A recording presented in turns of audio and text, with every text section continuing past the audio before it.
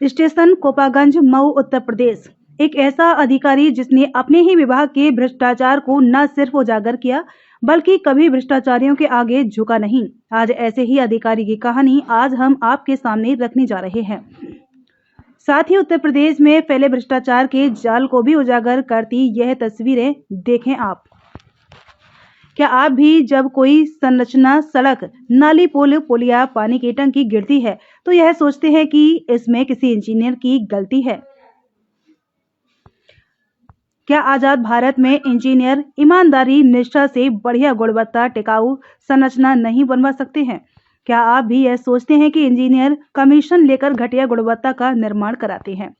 आज तक आपने न्यूज में बहुत देखा सुना होगा कि फलां क्षेत्र में इंजीनियर ठेकेदार की मिलीभगत से घटिया गुणवत्ता ईंट, सीमेंट, सरिया से काम कराया जा रहा है। लेकिन आज हम ऐसे इंजीनियर की बात करेंगे जो इन सभी के विपरीत अच्छा कार्य करने का प्रयास किया। जी हाँ, आज इन्हीं सब को देखते हुए एक ऐसे ईमानदार इंजीनियर की कहानी पर चर्चा करेंगे जिसको आप भी उस क्षेत्र से आरटीआई से जानकारी ले सकते हैं तथा धरातल पर जाकर पता लगा सकते हैं। जी हाँ, हम उत्तर प्रदेश के नमामि गंगे एवं ग्रामीण जलापूर्ति विभाग के जूनियर इंजीनियर अभय सिंह की बात कर रहे हैं, जो विभाग में चल रहे भ्रष्टाचार को जनता तक उजागर किया। लेकिन सभी का दुर्भाग्य रहा कि उनके द्वारा उठाए जा रहे भ्रष्टाचार को देख नहीं पाए। लेकिन मैं पुनः उनकी आवाज और उनके द्वारा किए गए कार्य को लोगों तक पहुंचाऊंगा, क्योंकि पत्रकारिता का कतई मतलब यह नहीं कि हम केवल गलत चीजें दिखाएं। हम पत्रकार वह भी दिखाएंगे जो कुछ अच्छा और अलग कर रहे हों, जिससे ऐसे लोगों की कहानी सुनकर आने वाले नौजवान के लिए प्रेरणा बन सके, जिससे वो भी ईमानदारी, निष्ठा से काम कर सकें। यह कहानी की शुरुआत तब होती है जब नमामि गंगे एवं ग्रामीण जलापूर्ति विभाग में 200 सहायक अभियंता तथा 600 अवर अभियंता की 2022 में निष्पक्ष भर्ती कराई जाती है, जिसमें अभय सिंह का भी चयन हुआ और पहला जनपद मऊ मिला। विकास खंड कोपागंज में वर्तमान सरकार की महत्वाकांक्षी योजना जल जीवन मिशन की गुणवत्ता तथा मेजरमेंट करके भुगतान का पावर दिया गया, जिसमें अभय सिंह को शासन द्वारा लगभग 150 करोड़ रुपया का एमबी पावर दिया गया। वर्तमान सरकार मंशा अनुरूप जीरो टॉलरेंस भ्रष्टाचार नीति के तहत अपने कार्य क्षेत्र में ईमानदारी, निष्ठा से कार्य करते थे।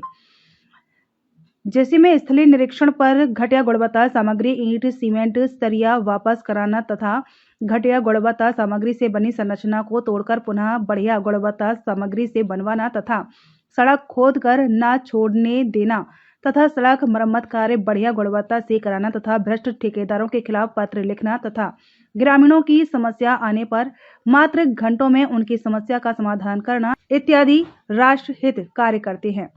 भ्रष्ट ठेकेदारों द्वारा भ्रष्ट सिस्टम में ढलने के लिए अभय सिंह को विभिन्न तरह का लालच भी दिया गया, जिसमें महंगी गाड़ी, मुंह मांगा कमीशन, लखनऊ में घर, जमीन इत्यादि का लालच दिया गया, क्योंकि अभय सिंह के कलम में लगभग 150 करोड़ रुपया भुगतान का पावर था, जिसको गलत तरीके से भ्रष्टाचारी निकलवाना चाहते थे।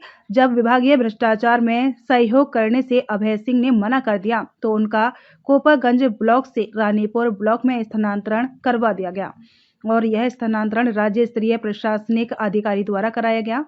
इस गलत स्थानांतरण की शिकायत माननीय मुख्यमंत्री कार्यालय को डाक से सूचना दिया तथा प्रतिलिपि से विभिन्न उच्च अधिकारी को सूचनार्थ किया।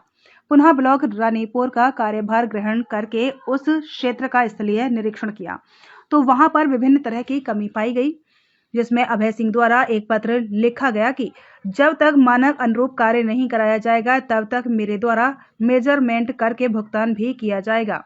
उपरोक्त इस विषय में भ्रष्ट ठेकेदार पुनः राज्य स्तर प्रशासनिक अधिकारी अधिशासी निदेशक महोदय से शिकायत की गई कि और मुख्यमंत्री को भ्रष्टाचार संबंधित पत्र को लेकर आदरणीय अधिशासी निदेशक ब्रजराज यादव महोदय द्वारा कार्यालय पत्रांक संख्या 3288 में यह लिखा गया कि अभय सिंह लापरवाह पूर्ण कार्यशैली, अनुशासनहीनता, विभागीय छवि धूमिल करने का आरोप लगाया गया, जिसमें निलंबन, बर्खास्त, सेवा समाप्ति जैसे कुछ भी नहीं लिखा था, परंतु अभय सिंह का वेतन रोक दिया गया, जिसका मामला माननीय उच्च न्यायालय में विचाराधीन है। इस विभागीय भ्रष्टाचार को उजागर करने हेतु भारत की लगभग 145 करोड़ की जनता के टैक्स के पैसों का बंदरबांट विभागीय भ्रष्टाचार के खिलाफ शहीद दिवस 23 मार्च 2025 पर शहीद भगत सिंह जी को अपना आदर्श मानते तथा उनके जैसा पोशाक पहनकर विभागीय भ्रष्टाचार का आवाज उठाकर इंजीनियर अभय सिंह तिरंगा लेकर पानी की टंकी पर चढ़कर भारत माता की जय तथा वंदे मातरम के नारे लगाए। करप्शन गो बैंक, आजाद भारत में फैला भ्रष्टाचार व लूट साम्राज्य का अंत हो, इनकलाब जिंदाबाद, क्रांतिकारी अमर रहे के नारे लगाए तथा सरकारी बैग में रखे भ्रष्टाचार संबंधित सबूत पत्र को टंकी के ऊपर से हवा में फेंक कर अपनी बात समस्त हिंदुस्तानी नागरिक एवं सरकार तक पहुंचाने का प्रयास किया। भ्रष्टाचार को उजागर करने हेतु टंकी पर चढ़ना कुछ न्यूज ने उसे आत्महत्या तथा हंगामा का न्यूज में दिया, जो कि गलत था। अब रही बात अभय सिंह द्वारा उठाई गई भ्रष्टाचार का नमूना दिखाने को भी मिल रहा है। पिछले 1 साल में उत्तर प्रदेश में 10 से 15 पानी की टंकी गिर चुकी हैं और यह टंकी 1 साल पहले बनी थी, यानी 1 साल तक नहीं चल पाई, जिसमें विभिन्न जनपद सीतापुर, कानपुर, लखीमपुर, कासगंज इत्यादि जिले शामिल हैं, जिनका न्यूज गूगल पर उपलब्ध है। तथा अभय सिंह ने बताया कि उन्हें यह कहने में भी कोई संकोच नहीं है कि आने वाले समय में और बहुत पानी की टंकी गिरेंगी। यानी अभय सिंह जो भ्रष्टाचार गुणवत्ता पर सवाल उठा रहे थे वो सही साबित हुई। तथा यह भी अभय सिंह ने बताया कि कोपागंज में मैंने भ्रष्ट सिस्टम से लड़कर अन्य जिलों की अपेक्षा ठीक कराया है, जबकि उसी मऊ के दूसरे ब्लॉक रानीपुर, दोहरी घाट, मोहम्मदाबाद, गोहाना, रतनपुरा इत्यादि ब्लॉक में घटिया गुणवत्ता काम हुआ है। यह कोई फिल्म की कहानी नहीं है, बल्कि हकीकत में भ्रष्ट सिस्टम से लड़ने वाले ईमानदार इंजीनियर की कहानी है, जो भ्रष्ट सिस्टम के सबसे बड़े राज्य स्तर प्रशासनिक अधिकारी IAS से भ्रष्टाचार के खिलाफ भिड़ गए।